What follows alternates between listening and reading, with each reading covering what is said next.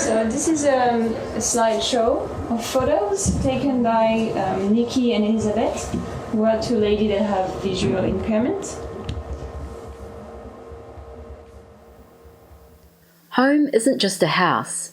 For some it can be a place, but for many others it's an activity, a matter of circumstance, a memory.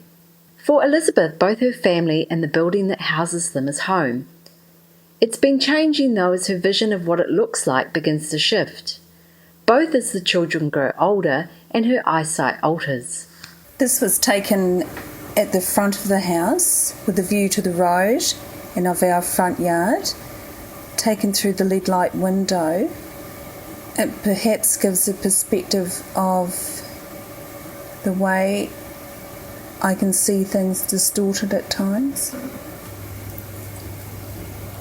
This is a shot taken at the front of the house again through the lead light window. The lead light window actually reminds me of pieces of a puzzle that are put together, not dissimilar to how I put things together to see visually. This is a picture captured by most mothers, I'm sure, at some time in the kitchen after dinner, when empty tummies an hour later are filled with cold lasagna. This is a picture of my favourite spot.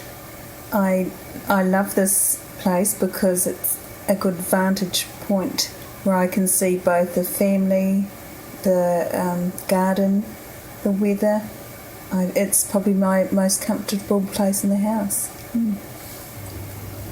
Looking at this tree reminds me, even when things appear distorted, my eyes will be able to pick up on tiny detail. This photo, I suppose, epitomises my depth perception. I know in reality that the cloud and the leaves on the tree are within a big distance, but for me now, my eyes don't always distinguish that distance. Early morning in the backyard.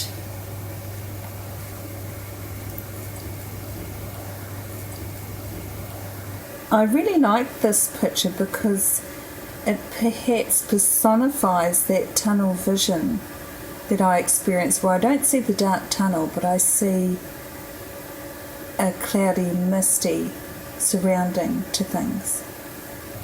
This is a photo taken from the boys' spy hole in their tree hut in the backyard, where they can keep an eye on their mother, but it also shows the perspective of how somebody with retinitis pigmentosa views things.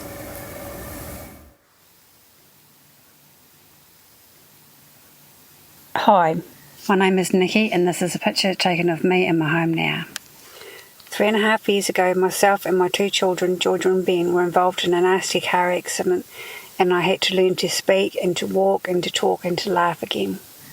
For Elizabeth and Nicki, details are important. They put together a picture of where and how and who and why. With the disappearance of Nicki's peripheral vision and a large chunk of her memory, Nicki's home has become fragmented. In some ways, she is a new person with a new home and a new house of memory. I'm just getting back into my photography and my art.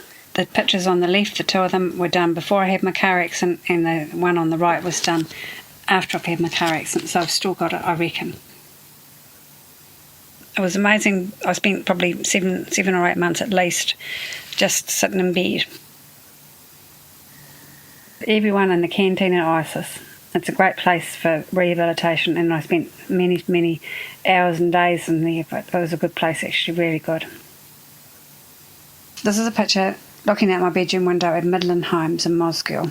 It was the only time that I ever felt that I was part of the outside world. Nan at Bush Road in Mosgiel. I always remember she had a wonderful smile on her face every time she wanted to help you. Here's a picture of Ty, who was in Bush Road in Mosgiel as well. He was one of the few people that actually spoke out there, and he's just an awesome person regardless. I used to walk to and from the Aurora Cafe once or twice per week as part of my rehabilitation. And finally, this is a picture of my family and my friends.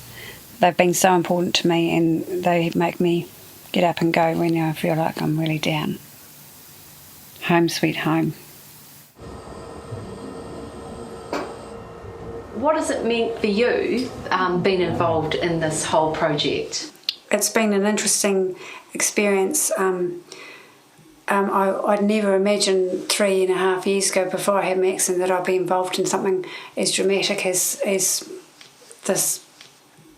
When my eyesight started being affected, I wouldn't have even had the confidence, or wouldn't have even thought to pick up a camera, because that was a no-go zone. I think it's more of a